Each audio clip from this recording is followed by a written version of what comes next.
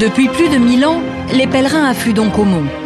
Et pour les accueillir, on construit dès le Xe siècle cette immense église abbatiale.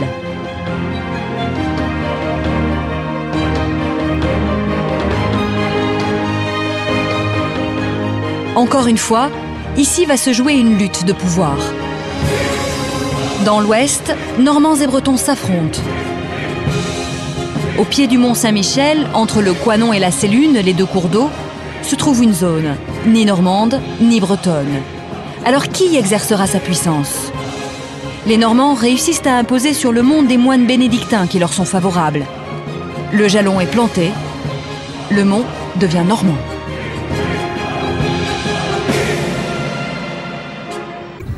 Le mont Saint-Michel qui, depuis maintenant 1300 ans, attire tous les regards et est effectivement une très belle source d'inspiration. Nous sommes à présent au cœur de celle que l'on surnomme la merveille. Nous sommes en fait juste en dessous du cloître, dans la salle dite des Chevaliers. Et je suis en compagnie de Nicolas Simonet. Bonsoir. Bonsoir. Vous êtes l'administrateur de l'abbaye du Mont Saint-Michel. Nous vous avons vu dans le premier reportage de cette émission qui était consacrée à l'histoire et à l'architecture du lieu. Nous sommes dans cette salle qui est évidemment magnifique. En quoi est-elle remarquable? C'est une des plus célèbres du Mont Saint-Michel, l'une de celles sur lesquelles, depuis le XIXe siècle, on a le plus écrit.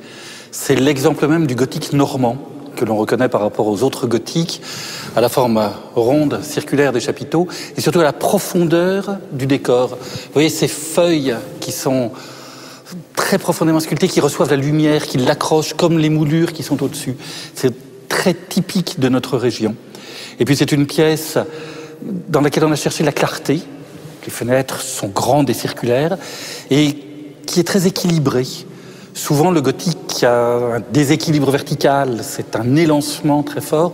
Ici on sent au contraire une volonté d'un espace agréable à vivre. La nuit est désormais tombée sur le Mont Saint-Michel. Nous sommes maintenant seuls ici sur la terrasse de l'abbaye. Un lieu, une heure, propice à la méditation, au recueillement. Les visiteurs ont déserté le site. Il n'y a donc plus que les moines et les moniales que vous venez de voir dans le reportage.